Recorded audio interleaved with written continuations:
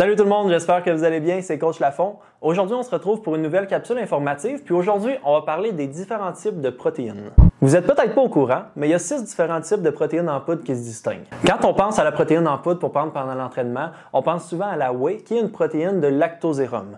Donc, qu'est-ce que ça veut dire? C'est une protéine qui provient du petit lait après une transformation. Il y a la protéine whey et il y a la protéine isolate. Ce qui distingue ces deux types de protéines-là, en fait, c'est que dans la protéine isolate, on est allé subir une deuxième transformation qui est vraiment faite pour enlever tout ce qui est matière grasse, matière de glucides, ainsi que quasiment toute le lactose.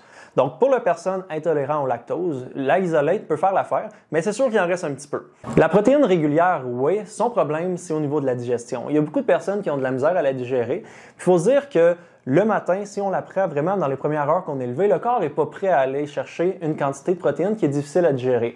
Donc, ce qui se passe, si on la prend le matin, le corps va avoir de la misère, on risque d'avoir des ballonnements, puis on vient créer de l'inflammation au corps. Pour éviter ça, c'est pour ça qu'il y a la isolate qui est là. Donc, elle, qu'on la prenne le matin, le midi ou le soir avant de se coucher, elle crée pratiquement aucun problème, là, sauf les personnes intolérantes au lactose. Pour la protéine whey régulière, on parle d'un 60 à 80% là, de protéines quand on prend une portion. Tandis que quand on va vers une protéine qui est isolate, on est plus autour du 90 à 97. Donc, on s'entend que la protéine pure est beaucoup plus présente dans une isolate. Les prix ont tendance à se ressembler, mais la isolate va être un petit peu plus chère que l'autre. Pour la différence de prix, moi, personnellement, avec la digestion de la protéine régulière, j'opterais pour la isolate. Un autre type de protéine de lait, c'est la protéine caséine. La différence avec la whey, c'est que la caséine là, va s'absorber sur quasiment 8 heures de temps. Donc, au lieu de se faire en 1 ou 2 heures, ça va prendre beaucoup plus de temps. La caséine a beaucoup été popularisée dans les dernières années parce qu'il disait que si on la prenait avant de se coucher, toute la nuit au complet, le processus de récupération musculaire se faisait mieux. Oui, il peut peut-être avoir une petite différence, mais ça fait pas vraiment un changement marquant parce que comme vous le savez, si vous me suivez,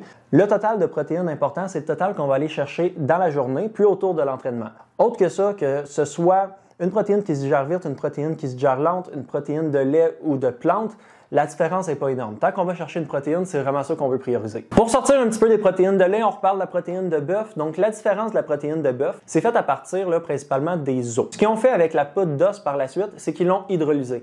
Donc, cette poudre-là, ils ont vraiment été chercher les acides aminés essentiels là, pour la récupération musculaire, puis ils l'ont mis en une protéine en poudre. Ici, ce qui est vraiment intéressant, c'est pour les personnes intolérantes au lactose ou qui ont de la misère à digérer une protéine whey. La protéine là, de bœuf, beaucoup plus facile que toutes les autres à digérer. Personnellement, c'est spécial, mais dans mon cas, j'ai plus de difficultés. Mais dans la majorité des cas, là, c'est plus facile au niveau de la digestion. Il faut savoir, vu que c'est les os, il n'y a aucun produit laitier non plus, donc c'est lactose-free. Malheureusement, vu que c'est pas fait à partir du lait, les acides aminés qui sont en fait des molécules dans les protéines, celles qu'on a réellement besoin pour la récupération musculaire sont un petit peu moins présentes dans celles-là. Donc, c'est possible que la récupération se passe moins bien qu'une protéine whey, mais quelqu'un qui peut pas prendre de lactose, ça reste le choix numéro 1. Un autre type de protéine qui ressemble beaucoup à la protéine de bœuf, c'est la protéine de grillon. Elle est un petit peu moins connue parce que ça dégoûte un petit peu les personnes de savoir comment c'est fait, vu que c'est carrément fait avec des insectes. Mais au niveau là, de ce que ça va fournir, c'est pratiquement pareil comme la protéine de bœuf. Puis le fait vraiment le plus intéressant là, avec la protéine de grillon, c'est le côté écologique. Il n'y a pratiquement aucun gaz à effet de serre qui est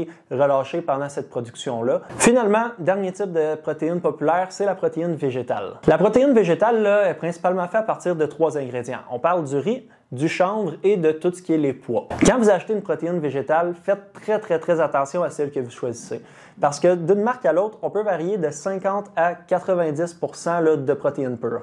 Donc, dites-vous que des fois, dans un scoop de protéines végétales, il y a juste la moitié qui est réellement de la protéine. Donc, il faut vraiment faire attention à celle qu'on choisit. À qui je conseille cette protéine-là? C'est aux personnes qui sont plus végétaliennes, donc qui ne vont pas vouloir aller chercher là, d'ingrédients qui proviennent directement de matière animale. Mais côté digestion, celle-là, un petit peu plus difficile que les autres, donc il ne faut pas la boire trop rapidement. Si elle bu trop rapidement, là, risque de créer beaucoup d'inflammation, donc c'est à prendre sur un plus long délai. Pour finir la capsule, numéro 1, pour moi, là, c'est vraiment la protéine isolate.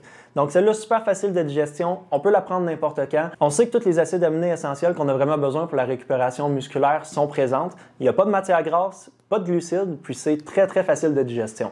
Donc, franchement, si vous avez opté pour un, puis ça vous dérange pas trop là, de quel aller choisir, je vous dirais aller vers la isolate. C'est là que vous allez avoir les meilleurs résultats. Mais ça reste que toutes les protéines ont leurs avantages et leurs inconvénients. Puis, finalement, c'est vous qui avez le dernier mot. Donc, merci d'avoir regardé cette capsule, puis on se revoit la semaine prochaine pour une autre capsule informative. Bonne fin de journée!